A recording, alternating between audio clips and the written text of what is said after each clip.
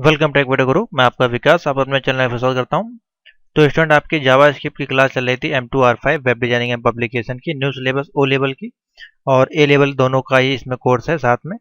तो आज हम बात करेंगे आपके जो जावा स्क्रिप्ट का हमने कल क्लास बताई थी, आपको कुछ चीज़ें बताई थी, इंट्रोडक्शन वेरिएबल वगैरह उसके बताए थे, कमेंट लगाना ये सब चीज़ें बताया था।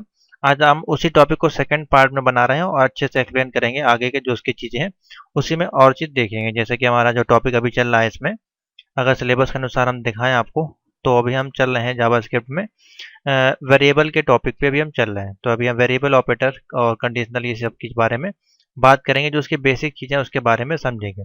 तो आज हम आपको एक इम्पोर्टेंट टॉपिक बताने वाले हैं और इसकी पीडीएफ नोट परचेज करनी है तो मुझको व्हाट्सएप मैसेज करें और सारी प्लेलिस्ट यहाँ पे आपको अवेलेबल हो जाएगी।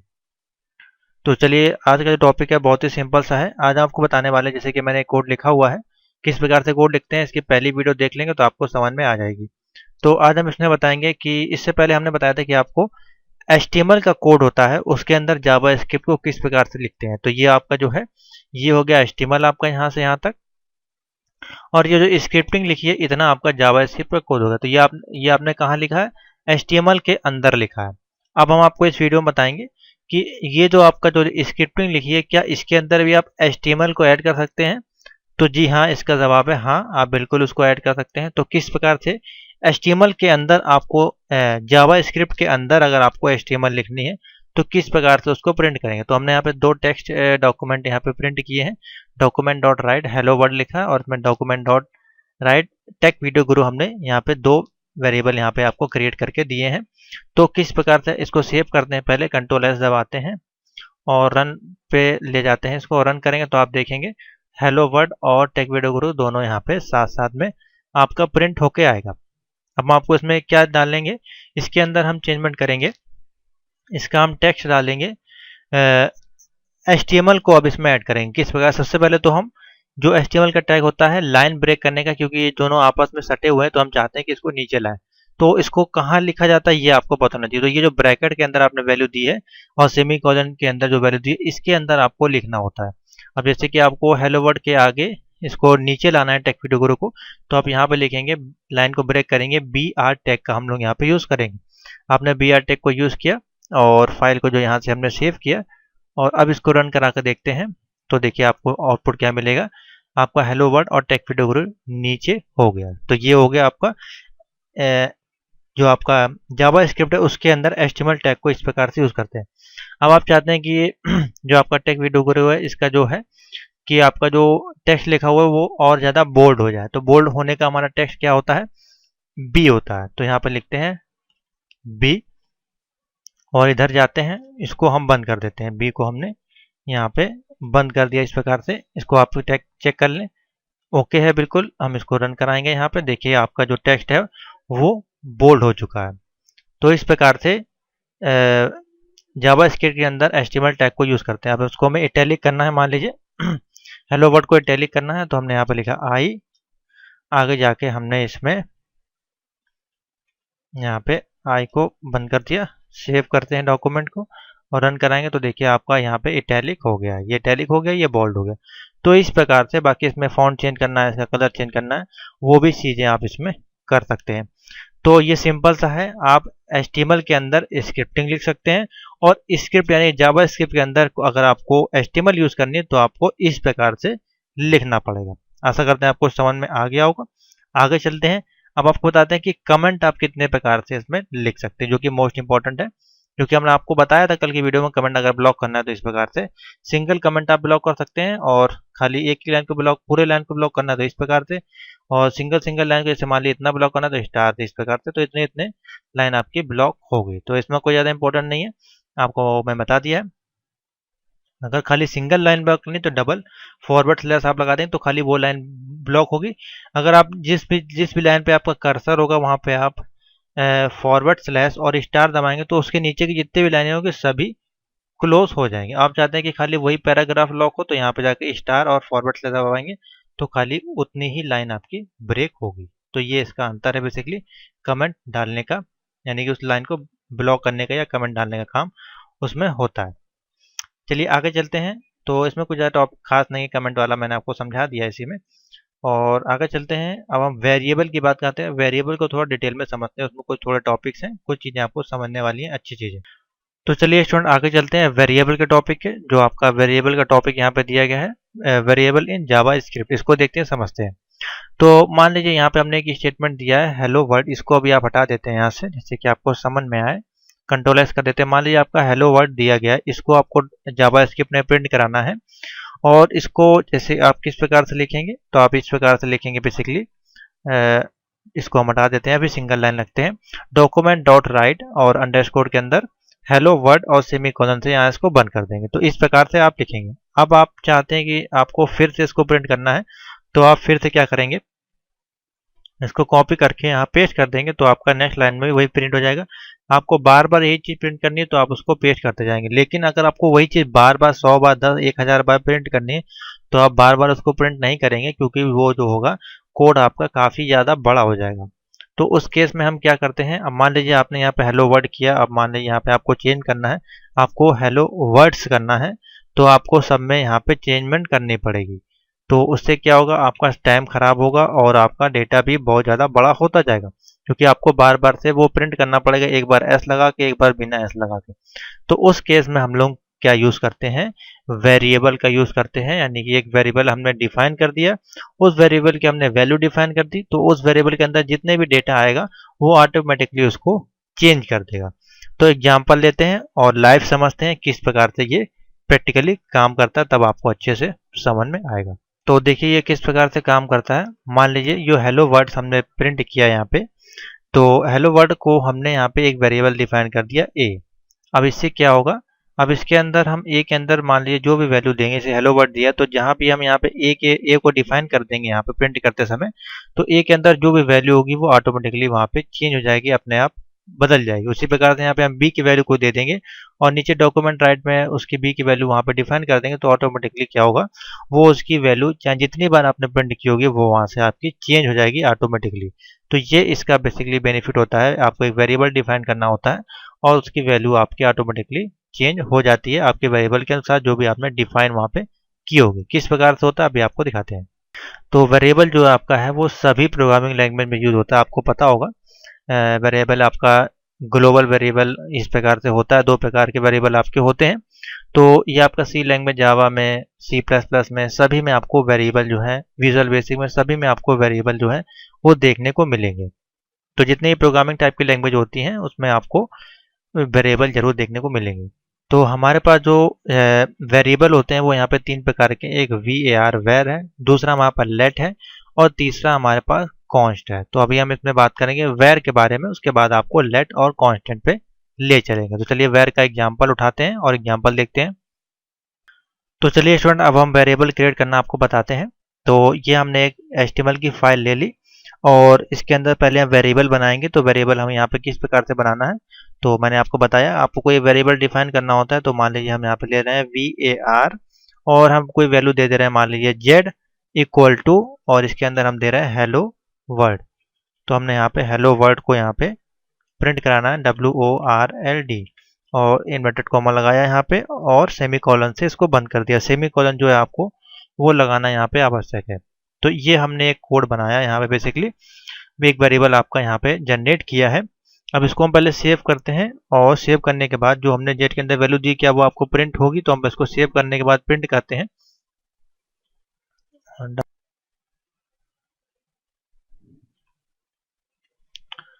तो इसको हम सेव करके रन कराते हैं, पहले आपको दिखाते हैं क्या आउटपुट मिलता है। तो आप देखेंगे आउटपुट में यहाँ पे कुछ नहीं मिलेगा, क्योंकि आपने वेरिएबल तो डिफाइन कर दिया है, लेकिन अभी आपने जो जावास्क्रिप्ट का डॉक्यूमेंट कोड है जिसमें आपको ये वैल्यू प्रिंट होकर जाएगी वो आपने यहाँ पे दिया ही नहीं है। तो अब हमको नीचे यहाँ पे एक उसका डॉक्यूमेंट टेक्स्ट देना पड़ेगा जिसमें आपकी जेड की वैल्यू जो प्रिंट होकर जाएगी। तो उसके लिए हमको क्या लिखना पड़ेगा, यहाँ पे document dot WRITE equal to, और सेमी कॉलन लगाएंगे, पहले तो ब्रैकेट लगाएंगे यहाँ पे, और इसके अंदर हम क्या लिख देंगे, जेड लिख देंगे। तो हम जेड लिखने का मतलब क्या है, और इसको यहाँ से बंद कर देंगे। तो इसका मतलब क्या हुआ, इसका मतलब ये हुआ कि जो जेड की जो वैल्यू है, जो वेरिएबल आपने दिया है, वो आपकी क्या है, हेलो वर्ड यहाँ पे आपको प्रिंट होनी चाहिए। इसको हम सेव करते हैं, रन करा कर देखते हैं क्या आउटपुट आपको मिलता है। तो देखिए यहाँ पे आपका जो है वैल्यू प्रिंट नहीं हुई क्योंकि यहाँ पे जो हमने गलती कर दी है, यहाँ पे सेमी कॉलन को लगा दिया है। इसको हटाते हैं।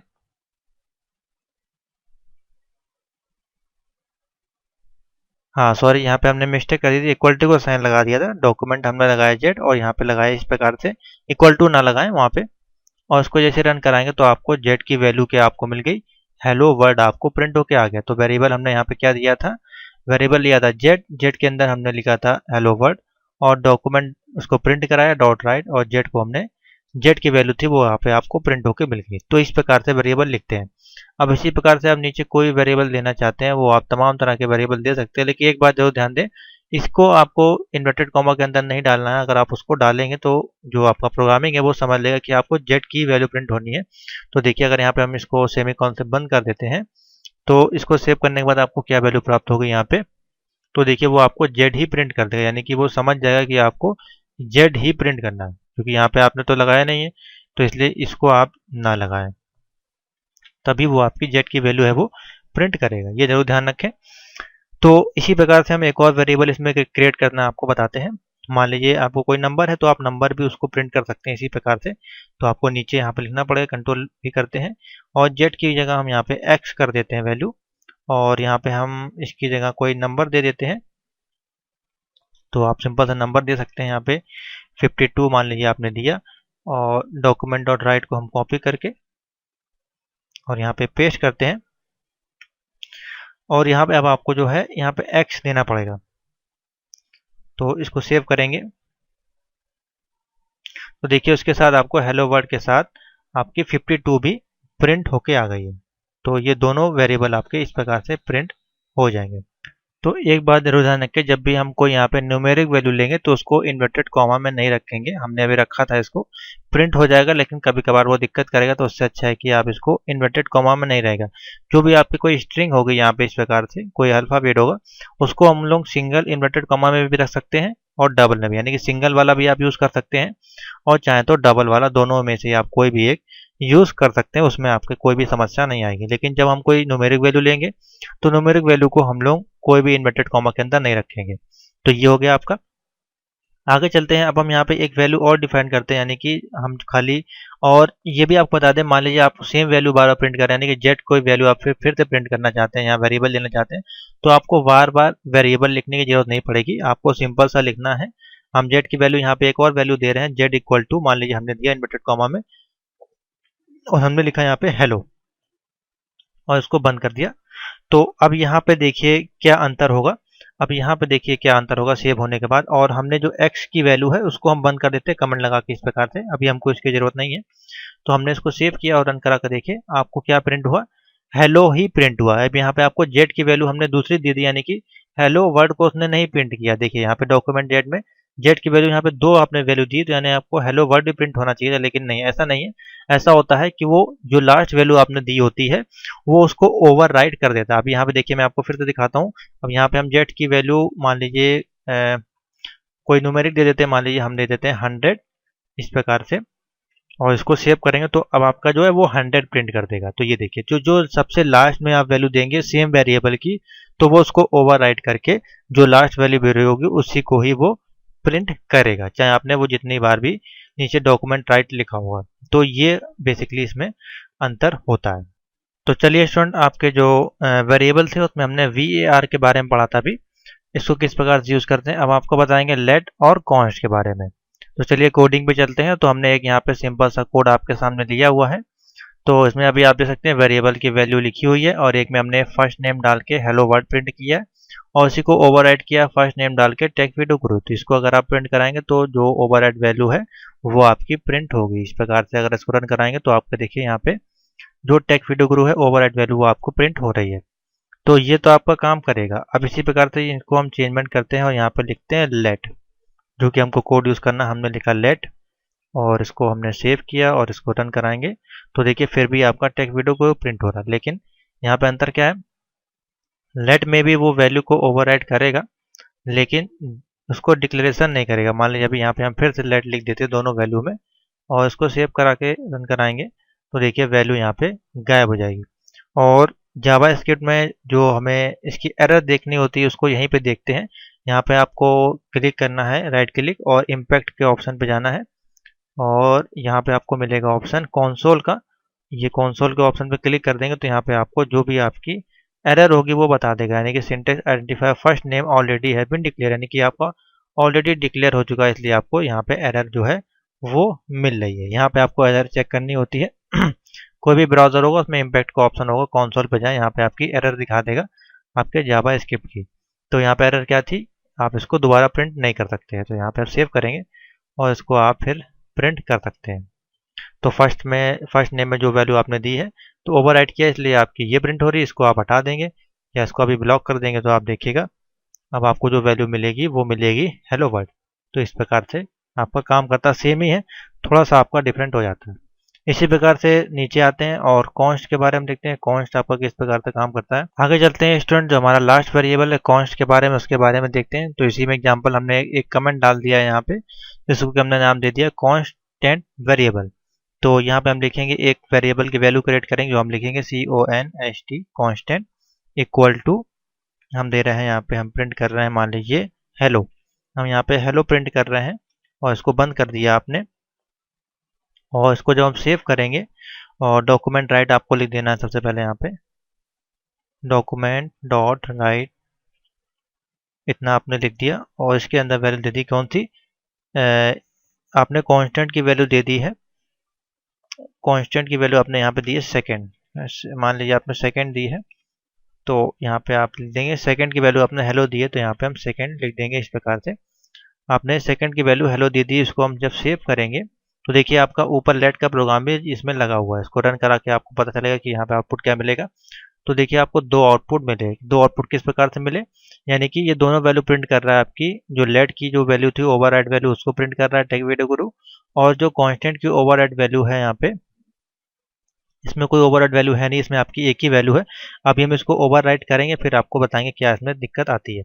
तो इसमें भी आपका जो हेलो है वो आपका प्रिंट हो गया। अब इसको हम ओवरराइड करते हैं और यहाँ पे लिखते हैं सेकेंड, SECOND सेकेंड लिखते हैं और यहाँ पे इक्वल टू कर देते हैं, यहाँ लिख देते हैं वर्ड, WORLD।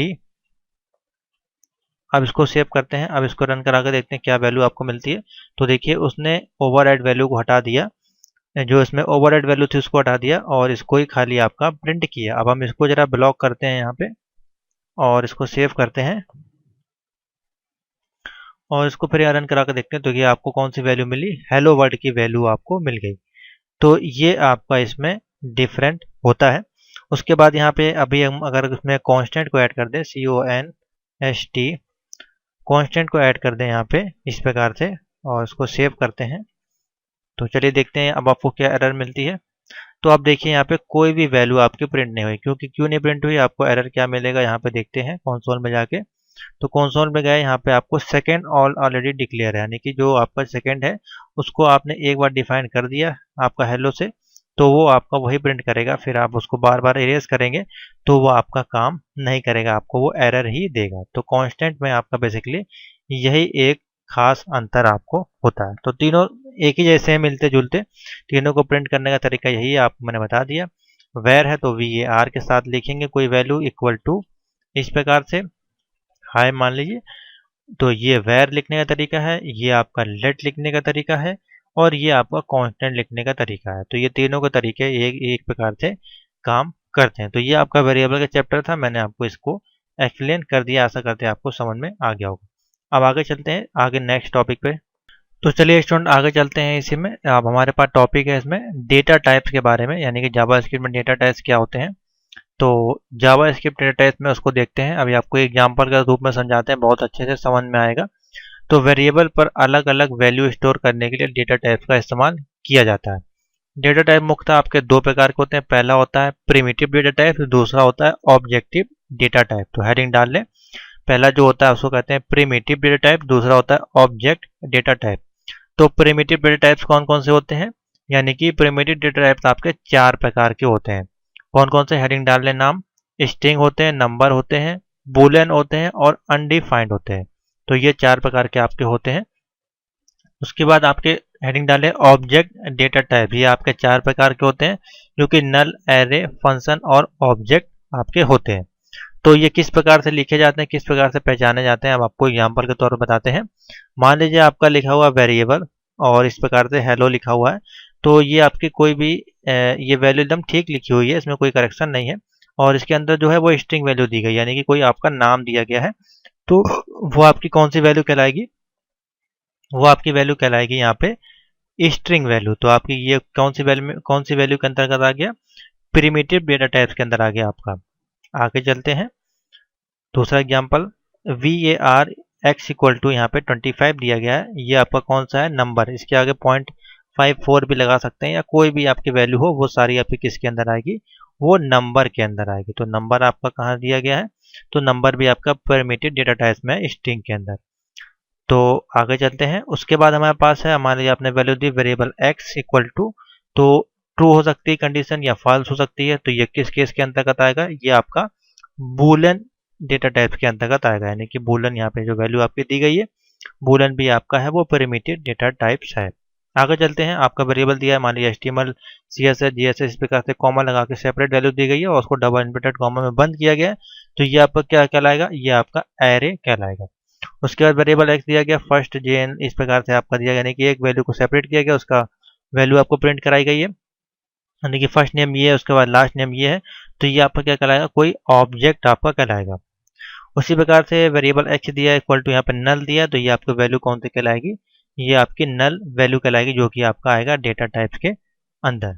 आगे चलते हैं, आगे हमारे पास है वेरिएबल एक्स लिखा है खाली, इसमें कोई डिफाइन ही नहीं किया गया, कोई वैल्यू दी नहीं गई इक्वल टू के आगे, तो ये आपको कौन सी वैल्यू कहलाएगी, अनडिफाइंड वैल्यू कहलाएगी। तो ये आपके हैं डेटा टाइप्स जो कि आपको इसमें यूज करने हैं।